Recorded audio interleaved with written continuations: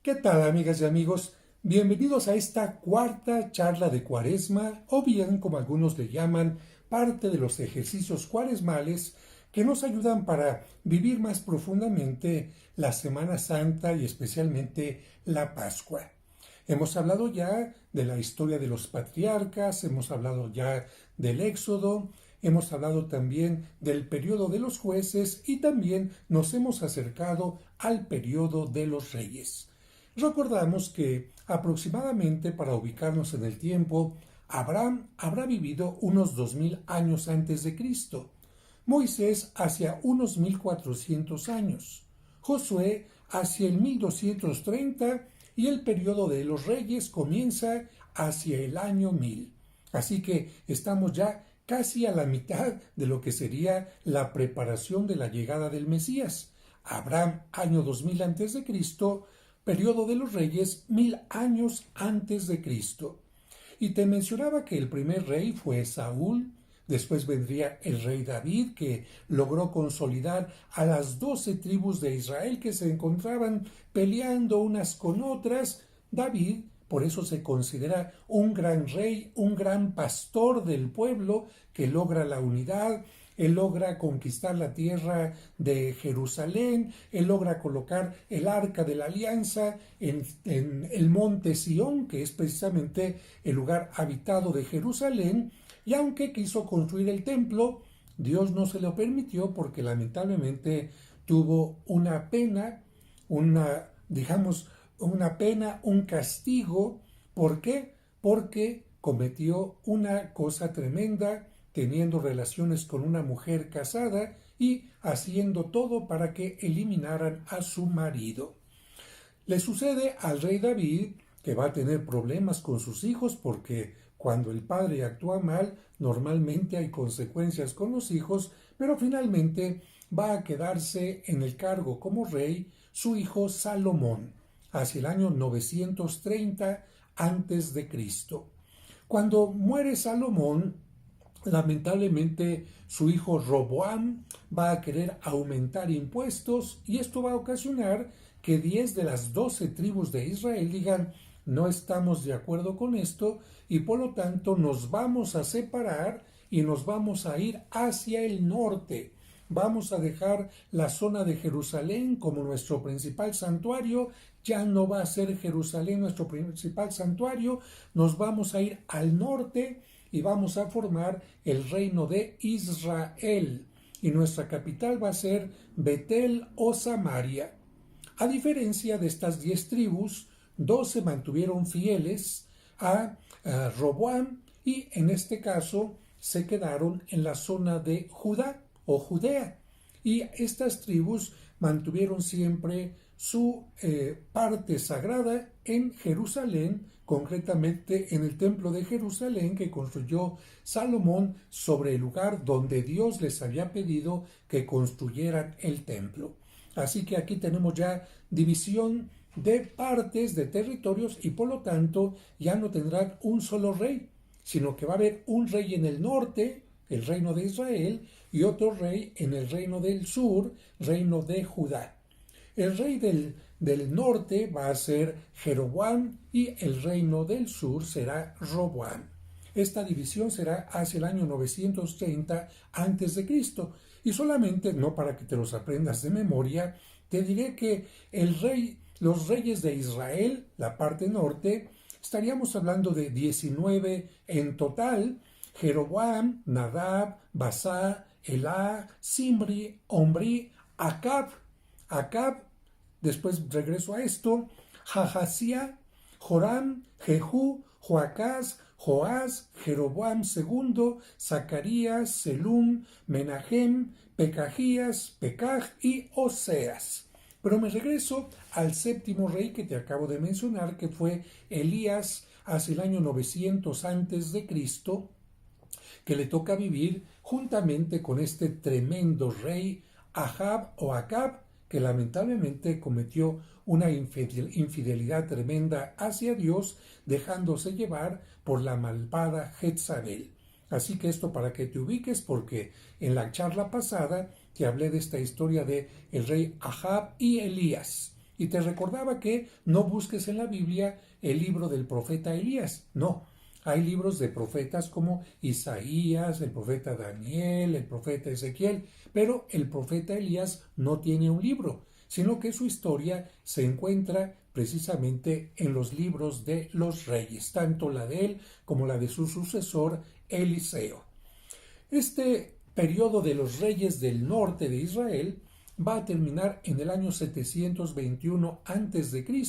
porque van a llegar los asirios y lamentablemente van a llevarse a parte de la población o bien se van a mezclar los judíos con los asirios haciendo que ya no sean considerados propiamente un reino puro. Así que el reino del norte o el reino de Israel desaparece hacia el año 721 a.C. Pero como en la parte de abajo, en la parte de Judá, en la parte de Jerusalén, los reyes se mantienen, el pueblo se mantiene todavía más fiel a Dios, aunque también cometen bastantes infidelidades, pero hay más fidelidad, tendrán una mayor duración. Los reyes de Judá van a ser 20 y te los voy a mencionar. Roboam, Abías, Asa, Josafat, Joram, Ocosías, Atalía, Joás, Amasías, Osías, Jotam, Ahaz, Ezequías, Manasés, Amón, Josías, Joacás, Joacim, Joaquín y Sedequías. Pero solamente para que te des una idea de la gran diferencia de reinados, hay por ejemplo el rey Manasés que duró 55 años como rey. Y en cambio el rey Joacás duró solamente 3 meses.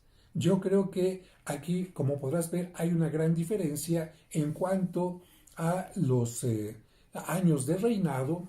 Había distintos problemas y finalmente tenemos que decir que el reino que se encuentra en la parte sur, el reino de Judá, también lamentablemente va a tener que padecer por su infidelidad y es cuando los caldeos o los babilonios, si te quieres llamar así, bajo las órdenes de Nabucodonosor, van a llegar, van a destruir el templo de Jerusalén, van a destruir Jerusalén y se van a llevar a la gente más importante, a los sabios, a los escribas, es decir, los que sabían escribir, a la gente fuerte, a la gente que tenía conocimientos y a los demás los dejan por ahí, pero podemos decir que a esta etapa se le llama el periodo del exilio.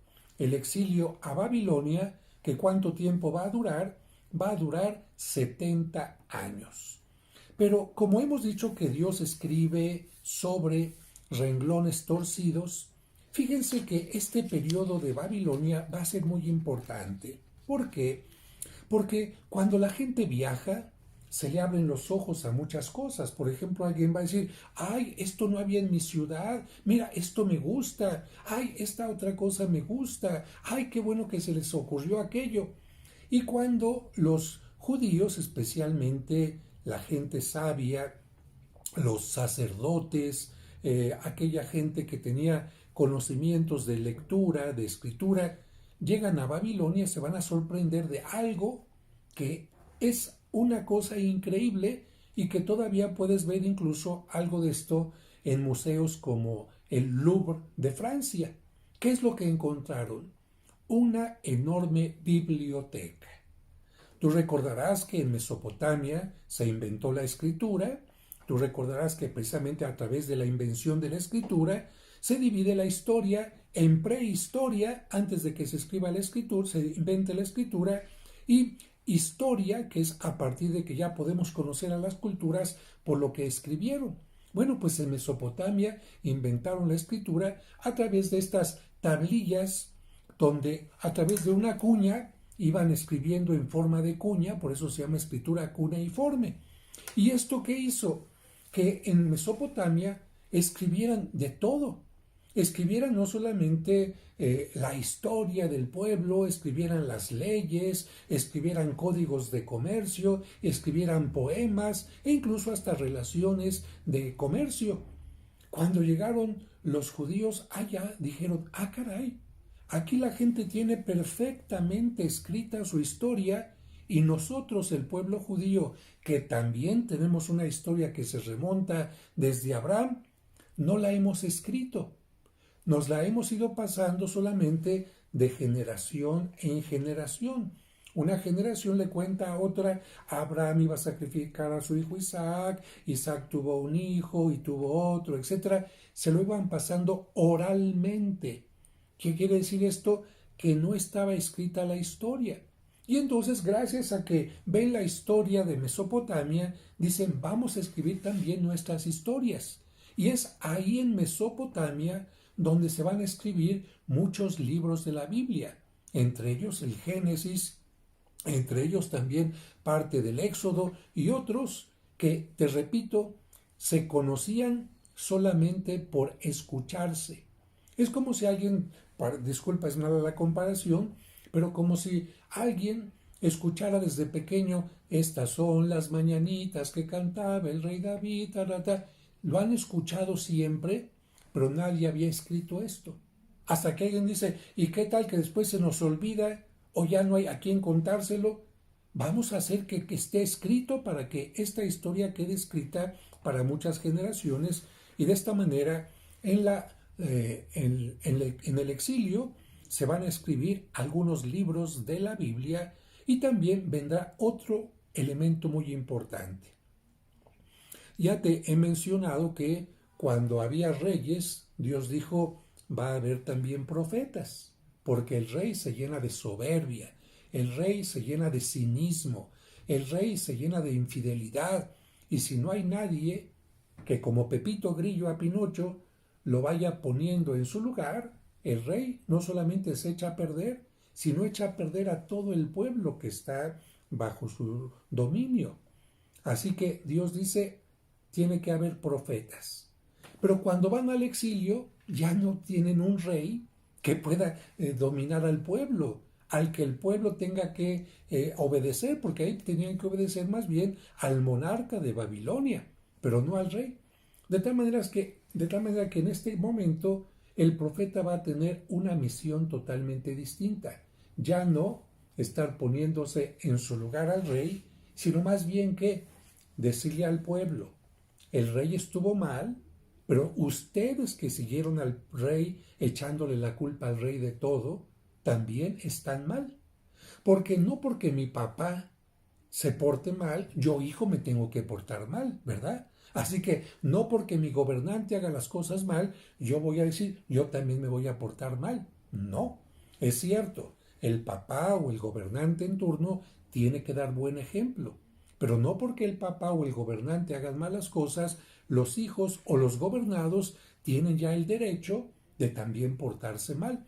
Por eso los profetas le van a decir a los sacerdotes, no nada más a los reyes, a los sacerdotes en este momento concreto y al pueblo, ustedes también tuvieron parte en este castigo, en este exilio que lamentablemente estamos viviendo. Pero ¿qué pasa cuando un niño, y disculpen que ponga estos ejemplos, pero se entienden mejor, qué pasa cuando un niño ha hecho algo malo, lo castigan y el niño ya entendió la lección? ¿Lo va a castigar la mamá y el papá eternamente? Yo creo que no. Yo creo que los regaños, las llamadas de atención, los castigos, son para que la gente reaccione y una vez que ha reaccionado, que ha entendido la lección, ya no hay por qué tener un castigo, ¿verdad? Bueno, pues eso es exactamente lo que hace Dios con su infinita pedagogía, con su infinita misericordia, y por eso le va a decir al pueblo, ya vas tomando conciencia de lo que ha pasado. Bueno, Dios te quiere dar la esperanza de que vas a regresar a Jerusalén, de que ya no vas a estar en una población ajena a ti, de que ya vas a poder regresar al lugar santo. Y esto es exactamente lo que van a hacer los profetas. Van a dar ánimo a la población que se encuentra en el exilio. Y entre otras cosas, además de hablar de que van a poder regresar a la tierra prometida, les van a decir, el Mesías cada vez se acerca más. Vendrá un Salvador, pero no únicamente que los libere de reyes o los libere del exilio, sino un Mesías que traerá una paz distinta. Entre estos profetas que hablan del Mesías y lo que le va a pasar al Mesías, está, por ejemplo, el profeta Isaías. El profeta Isaías es el que anuncia que el Mesías nacerá de una virgen. El profeta Isaías menciona que el Mesías tendrá que morir como un cordero que es llevado al matadero, que no se van a poder contar sus azotes, que se podrán contar incluso sus huesos, que parecerá desfigurado. Y bueno, esto nos habla ya de la pasión de Cristo. Pero también encontramos otros profetas que seguramente tú conoces, como por ejemplo el profeta Daniel, que es conocido porque fue lanzado al foso de los leones y no le pasó nada. Y este acontecimiento del profeta Daniel también nos recuerda algo de lo que le pasa a Cristo, porque el león es signo de la muerte, y poner a alguien en el lugar de la muerte y que haya salido con vida como Daniel es hablar en una forma profética, simbólica de Cristo. Pero además la historia de Daniel es maravillosa porque no obstante estar en el exilio, Daniel cumple con sus normas religiosas y esto lo lleva a tener siempre éxito en lo que hace. Y un profeta del que quisiera hablar, no te voy a hablar de todos, pero solamente para que te ubiques, este es el tiempo de los profetas. El profeta Ezequiel es un profeta maravilloso porque va a ser uno de los primeros textos que nos hablan de la resurrección. Y aquí te aclaro esto. En tiempo de Abraham, de Isaac, de Jacob, de Moisés, del Éxodo, de los jueces, no se hablaba propiamente de la resurrección. No. Se pensaba que una vez que la persona moría, su muerte era para siempre. ¿A dónde se iba la persona? Al Sheol. No se iba con Dios para gozar eternamente en presencia de Dios. La persona se iba al Sheol, que no es otra cosa sino el lugar de los muertos. Para que me entiendas, ¿a dónde se iba la persona? Al cementerio. Y ahí se quedaba. Por lo tanto, ¿qué iba a pensar la gente? Que Dios le iba a conceder el privilegio, el derecho de continuar viviendo en el más allá. La gente decía, ya con que Dios me haya dado una vida terrena y me haya dado 10 o 20 o 30 o 40 o 50 años o 100, ya con eso me tengo que sentir contento. Aunque haya tenido momentos difíciles, enfermedades, ya con eso, con que Dios me haya dado vida, con eso me tengo que sentir contento. Por eso, para tiempo de Cristo, y solamente me adelanto un poco, existían ya dos grupos perfectamente claros. Unos que seguían con la idea desde el principio, que con la muerte se acababa todo. Pero para tiempo de Cristo también existía ya otra idea que va a comenzar a partir de estos textos como el de Ezequiel. Va a haber otro grupo que diga, no, después de la muerte hay la posibilidad de resucitar. ¿Y eso de dónde lo sacan ustedes? Del Antiguo Testamento. ¿Pero de qué parte? Del libro del profeta Ezequiel, por ejemplo, del libro de Tobías, del libro de los Macabeos, de los cuales hablaremos más adelante. Pero, ¿qué es lo que dice Ezequiel dentro de sus profecías? Ezequiel va a tener una visión, porque hay profetas que tienen visiones, donde ve un campo lleno de esqueletos. Y de repente Ezequiel ve que estos esqueletos empiezan a levantarse y empiezan a recuperar la carne, eso significa resurrección, recobrar la carne que se ha perdido y se empiezan a levantar. Fíjense, en esta profecía es en la que se inspiró, por ejemplo, Miguel Ángel y también otro gran pintor que pintó en Orvieto escenas del juicio final, en donde nosotros vemos que los muertos se van levantando del sepulcro, van tomando forma, figura humana, para que venga el juicio final y después se diga quién será condenado y quién será salvado. Antes de Miguel Ángel fue Signorelli, el que se inspiró en este libro de Ezequiel, Si quieres ver las pinturas de Signorelli, busca en internet y vas a ver Orvieto, Signorelli. Ahí están las imágenes donde los esqueletos se van levantando y tomando forma humana, o bien el juicio final de Miguel Ángel. ¿Qué quería significar esta visión que tenía Ezequiel? Bueno, precisamente la resurrección, que vendría un momento con el Mesías, con el Salvador del mundo, que los muertos podríamos resucitar para tener la vida eterna, con una gran diferencia, con un castigo eterno o bien con una alegría eterna. ¿Cómo va a terminar el periodo del exilio? Ya te hemos dicho que este periodo va a durar 70 años. Va a terminar cuando hay un cambio de poder. ¿Por qué? Porque Dios también se basa y Dios se aprovecha de las circunstancias entre los distintos grupos que luchaban por determinados territorios, y de repente los persas van a tener más poderío que los neobabilonios, y entonces van a dominar a los babilonios y van a quedarse en la zona donde se encontraban exiliados los judíos.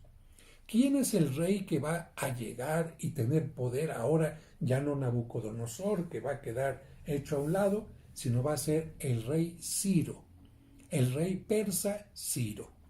Cuando este rey llega a el lugar donde se encuentran los judíos y otros más, va a decir, a ver, ¿qué pueblos están aquí que hayan sido traídos por la fuerza?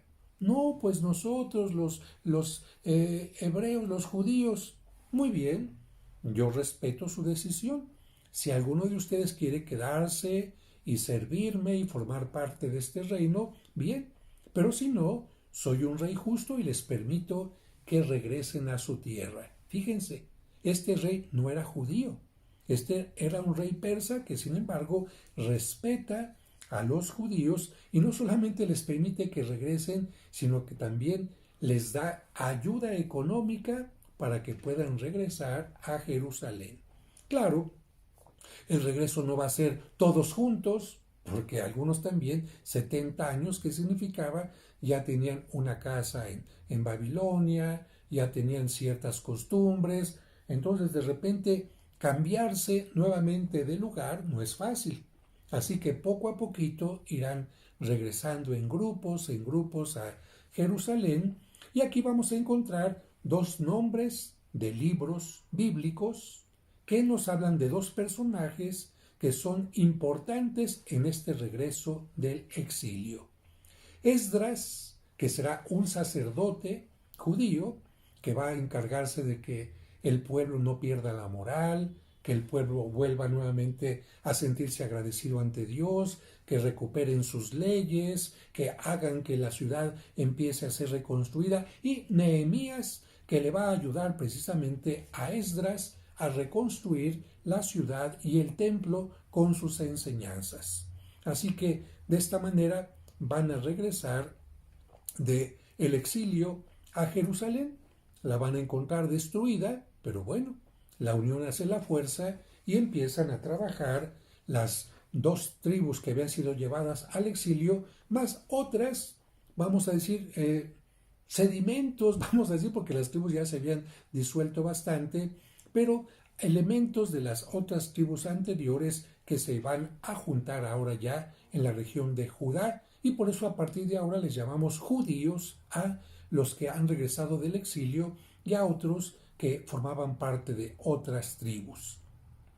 Sin embargo, aquí va a haber un grupo que no va a quererles ayudar a la reconstrucción, y este grupo va a ser el grupo de los samaritanos. Cuando los judíos les piden a los samaritanos, ayúdenos a reconstruir la ciudad y el templo, los samaritanos van a decir no. Y entonces esto va a ocasionar que empiece a haber una enemistad, un alejamiento de samaritanos y judíos. Está pasando una ambulancia, recuerden que estoy en una oficina, no es un estudio, y por lo tanto no interrumpo la grabación, continúo adelante, ya pasó la ambulancia, nosotros seguimos con nuestro tema. Así que ahí es donde va a empezar en este regreso a Jerusalén el rompimiento de samaritanos con judíos. Pero algo importante ha pasado también en esta etapa del exilio. ¿Qué ha pasado? Los judíos seguían celebrando la Pascua. ¿Recuerdas? La liberación de Egipto la seguían celebrando, pero ahora ya no la podían celebrar en Jerusalén. Se tuvieron que adaptar a las circunstancias. Tampoco la podían celebrar en el templo, llevando a sacrificar un cordero al templo. Se tuvieron que adaptar a las circunstancias. Pero regresando a Jerusalén, ya estando libre y reconstruida la ciudad de Jerusalén, la Pascua tenía que volverse a celebrar cada año en Jerusalén y tenían que sacrificar el cordero en el templo de Jerusalén. Pero, ¿qué hicieron entonces los judíos cuando estaban en el exilio? No tenían un texto. Acuérdate que en el exilio fue donde empezaron a escribir algunos textos sagrados. No tenían muchos textos, entonces lo que hicieron fue reunirse en torno a alguien. Acuérdate que se llevaron algunos sabios al exilio, a alguien que recordara la historia judía y que recordara lo más importante de las enseñanzas de Moisés. Y a estas personas les empezaron a llamar maestro, les empezaron a llamar rabuní o rabí, y aunque no tenían templo, la gente se reunía en torno a estos rabinos, y así es como empezaron a existir, es lo que sería el origen de las sinagogas, pequeños grupos que se reunían en torno a un maestro. Claro, no tenían textos sagrados, poco a poco los fueron teniendo, pero cuando regresan a Jerusalén, esta forma de organización la siguieron manteniendo. Dijeron, aunque Jerusalén sigue siendo la capital sagrada donde hay el templo y donde habrá un sumo sacerdote, en cualquier otra población será importante que tengamos un edificio pequeñito, una construcción pequeñita, donde nos reunamos en torno a un maestro, en torno a un rabino, y así es como hasta nuestro tiempo, en muchas partes del mundo, aunque no sea Jerusalén, los judíos tienen sus reuniones y tienen a un rabino que les va enseñando lo más importante de la fe. ¿Qué va a venir después de esta etapa del exilio? Pues ya has visto cómo llegaron primero a la zona de Jerusalén los caldeos, los babilonios, después van a llegar, también llegaron los asirios, después van a llegar los persas en aquella región. Era un tiempo y siempre la tierra es como peleada por distintos grupos, los territorios, y en aquel tiempo surgió un hombre muy famoso que tú conocerás, que se llamó Alejandro Magno, que a los 33 años, que es la edad en que murió, había conquistado un gran imperio. Y este imperio, que había llegado incluso hasta la India, bueno, tuvo que, lamentablemente, a su muerte, ser gobernado por distintos sucesores de Alejandro Magno. Hacia el año 300, entonces, los griegos van a conquistar toda esta parte que te estoy mencionando, y uno de sus sucesores se va a llamar Antíoco IV Epifanes, va a querer gobernar sobre la zona donde se encuentran los judíos. Antíoco IV Epifanes. Este nombre de Antíoco es recordado en la historia también por las ciudades, porque la gente era muy lambiscona, como hasta nuestros días, con los dirigentes. Entonces, si a una ciudad la querían dedicar a este rey Antíoco, ¿cómo crees que le pondrían? Antioquía. Por eso vamos a encontrar en los mapas antiguos varias ciudades que llevan este nombre de Antioquía. Simplemente en Turquía vamos a encontrar una en la parte más al norte y otra un poco más al sur, la ciudad de Antioquía en honor del rey Antíoco. Pero ¿qué es lo que va a pasar con el grupo de judíos ante los griegos? De los griegos podemos hablar muchas cosas buenas. Los griegos tenían una escritura muy ordenada, muy clara, tenían un conocimiento de la medicina, eran muy buenos filósofos, eran muy buenos deportistas, eran muy buenos en el teatro y en muchas cosas más. Por eso eran aceptados en muchas cosas, porque los griegos no solamente conquistaban con las armas, sino conquistaban con la cultura. Y esto hizo que muchos judíos admiraran tanto a los griegos que dijeron, ay, los griegos no se circuncidan, yo no me voy a circuncidar para parecer griego. Los griegos hacen esto. Y hubo un grupo de judíos que dijeron, oye, no, toma de los griegos aquellas cosas buenas, pero no lo que vayan en contra de nuestra fe ni de nuestra cultura, porque si no nos estaríamos traicionando a nosotros y traicionando a Dios. Pero lo más delicado es que precisamente bajo estos gobiernos, lamentablemente el templo de Jerusalén lo quisieron convertir en un templo pagano, dedicarlo a los dioses griegos, y hubo un grupo que dijo no, no nos pueden imponer esto, y así surgió una religión con un grupo llamado de los Macabeos, que se puede ubicar entre el año 164 y el 63, la lucha de los Macabeos contra los griegos. Para no confundirte, pero simplemente menciono que se trata de un grupo de los asmoneos, así se dividen estos grupos, contra el enemigo. Y precisamente en este libro de los Macabeos va a aparecer un hombre que en tiempo de Cristo va a ser muy importante y va a ser el nombre de Judas. Fíjate, en tiempo de Cristo por lo menos sabemos que había 2 Judas, había muchos más, pero por lo menos entre el grupo de los 12, fíjate, entre 12 ya había 2, que fueron el primo de Cristo, Judas Tadeo, y el que fue el traidor, Judas Iscariote. ¿Por qué había tanta gente que se llamaba Judas? Porque en tiempo de los Macabeos, un héroe que les ayudó a conquistar batallas contra los griegos fue Judas el Macabeo. Y en honor de este Judas el Macabeo, entre el año 164 al 63, recuerda, pues mucha gente dijo, yo quiero que mi hijo se llame como ese héroe. Si en nuestro tiempo hay papás que les ponen a sus hijos nombres de actores de novelas o de los personajes de novelas, imagínate en aquel tiempo tener un gran líder, un gran héroe, pues era motivo para que alguien dijera, a mi hijo le voy a poner Judas. Pero, más allá de esto, este libro de los Macabeos nos habla de la resurrección también. Hay una parte muy fuerte en donde atrapan a una mujer con sus hijos, son varios hijos, y el rey les ordena que sacrifiquen ofrendas en honor de los dioses paganos, en honor de ídolos.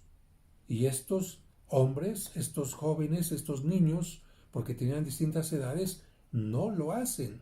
Y su mamá está ahí para decirles, manténgase en su fe, manténgase en su fe. Y el rey dice, sí, vamos a ver. Y jalan al primero, al mayor, y le dicen, sacrifica. No, lo torturan y lo matan. Sacan al siguiente. Di que si eres seguidor de los ídolos. No, lo torturan y lo matan. Y le dicen a la mamá, ándele, convénzalos para que no los matamos, manténgase firmes. Y así van llamando a todos y los van sacrificando hasta que llegan con el último. Y el último dice, mira, tú podrás, rey, quitarnos la vida terrena, pero nosotros vamos a tener una vida eterna que tú no vas a tener. Ahí está claro. Libro de los Macabeos hablando de la resurrección. Hablando de la resurrección. Y a propósito, habrá también otro libro, como te mencioné, el libro de Tobías, donde también se enseña a orar por los difuntos para que antes de esa resurrección les sean perdonados los pecados. Pero qué interesante, y te menciono esto, hay Biblias de nuestros hermanos protestantes a las que les quitan el libro de los Macabeos y les quitan el libro de Tobías también. Uno dice, qué pena, porque entonces se quedan sin textos que nos hablan de la resurrección, que son muy importantes y que en tiempo de Cristo se leían, y por eso existían un grupo que creía en que después de esta vida no había nada, que se llamaban los saduceos, y otro grupo que sí creía que había algo más, la resurrección, que eran los fariseos. Pero bueno, continuamos con esto de los Macabeos, y lo que tendría que decir es que a partir de este tiempo, a 300 antes de Cristo, la cultura griega empieza cada vez más a estar presente y va a haber una influencia en la cultura y en la escritura. Y en este tiempo es cuando van a añadirse a la Biblia algunos libros escritos en griego, concretamente el libro de Tobías, el libro de los Macabeos y unos segmentos más del libro de Daniel, en fin. Precisamente porque fueron escritos en griego. ¿Por qué fueron escritos en griego? Porque el griego era un idioma elegante, el griego era un idioma mucho más claro que el hebreo. Los que fueron inspirados por Dios dicen, voy a escribir esta parte de la Biblia en griego porque es un idioma más claro, que además ahora como hay más gente que habla griego, hay más gente que lo va a entender. Pero aquí, bueno, hay algunas personas que dijeron, si no está escrito en hebreo, el idioma de todo el Antiguo Testamento no entra, no entra dentro de la Biblia. Yo no diría, entonces es obligatorio que esté escrito en hebreo un texto de la Biblia para que sea sagrado. Y aquí una pregunta. Todo el Nuevo Testamento, con excepciones, fue escrito en griego. Entonces todo el Nuevo Testamento ya no lo tenemos que aceptar porque fue escrito en griego. Yo creo que más bien hay que entender que Dios dice, si en este tiempo el pueblo habla en hebreo, pues que escriban en hebreo. Pero si en este otro tiempo el pueblo ya habla una lengua distinta, pues que se acepte el griego también. Esa es la gran diferencia entre una Biblia católica y una Biblia, como le llaman protestante o de los hermanos separados. La Biblia de los hermanos separados no tiene los libros que se escribieron en griego y por lo tanto no tiene el libro de los Macabeos, el libro de Tobías, y por eso se llama una Biblia desde el punto de vista católico incompleta. Para que tú sepas distinguirla, una Biblia católica es una Biblia que tiene deuterocanónicos. Estos son los libros que son hebreos y griegos, y las Biblias protestantes o de los hermanos separados no tienen libros deuterocanónicos y por eso tienen menos libros. Y evidentemente las consecuencias de una interpretación van a ser distintas, porque estos libros que te he mencionado dicen, por ejemplo, hay que orar por los difuntos, y los protestantes, como le quitaron este libro a su Biblia, dicen, no hay que orar por los difuntos. Bueno, como ves, hay diferencias importantes. Después de que los griegos han conquistado y dejamos esta etapa, vendrá otro grupo que irá creciendo en el poder, y me refiero a los romanos. Los romanos irán teniendo poder primero en Italia, hacia el año 730 más o menos, irán dominando toda la península de Italia, las islas, irán creciendo hacia lo que es la actual Francia, las Galias, Hispania, que es la actual España, todo el norte de África, y van a llegar también a lo que conocemos nosotros como Israel. Y este lugar va a ser conquistado hacia el año 70 antes de Cristo por un general llamado Pompeyo.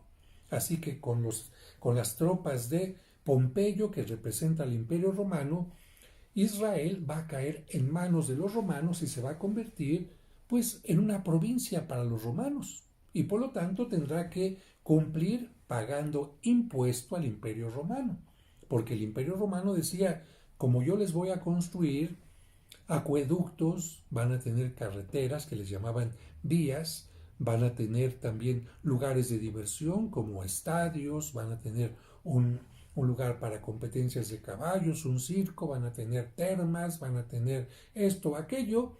Entonces tienen que pagar impuestos, y además porque con los impuestos se paga también a los militares que están custodiando que haya paz en el lugar. Y por esta razón en tiempo de Cristo la gente tenía que pagar dos impuestos.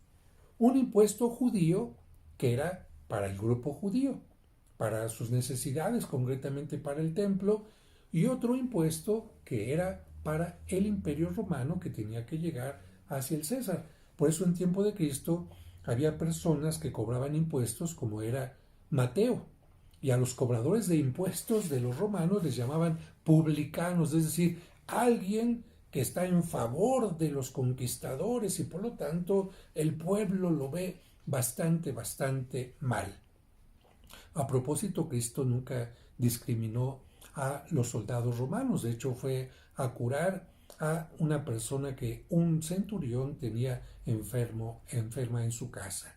Bien, entonces van a llegar los romanos ¿cuándo? En el año 70 antes de Cristo, y este número será importante porque también en el año 70, pero después de Cristo, es cuando los romanos van a destruir Jerusalén, porque los judíos ya tenían muchas rebeliones, revoluciones contra ellos, y los romanos dicen, vamos a acabar con los judíos, destruyendo Jerusalén, su templo, y desde entonces desaparece para siempre el templo de Jerusalén. Pero eso será en el año 70 después de Cristo.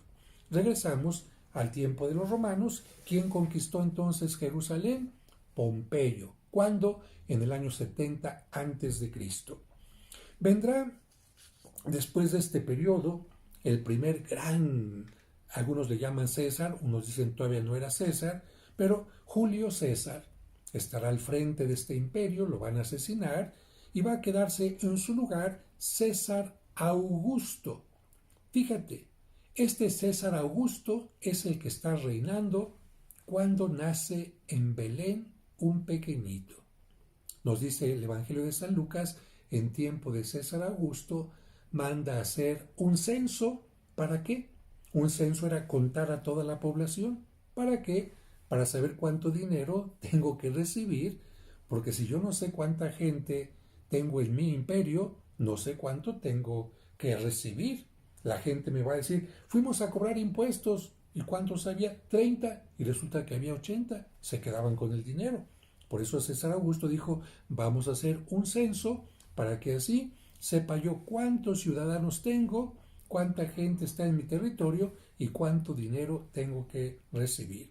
Precisamente cuando estaba haciéndose ese censo, como cada persona tenía que regresar al lugar donde había nacido para que ahí lo contaran, entonces José tiene que viajar con su esposa a Belén, porque José había nacido en Belén, la ciudad del rey David, y ahí es contado, y ahí, en tiempo de César Augusto, nace Cristo.